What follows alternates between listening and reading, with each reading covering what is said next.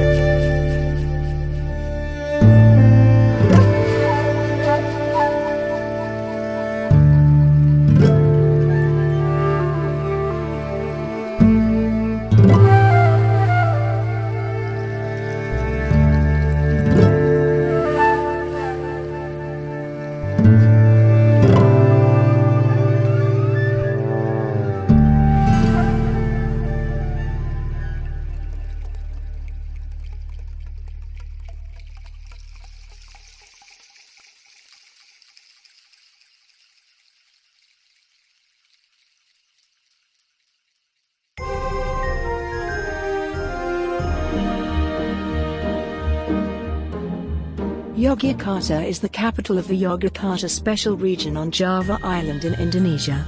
The region owes its special status to the attitude of the Sultan of Yogyakarta during the War of Independence. The city is renowned for the finesse of its artistic productions, whether dance, batik, literature, music, goldsmiths' work or even poetry. Its population is just over 420,000 inhabitants.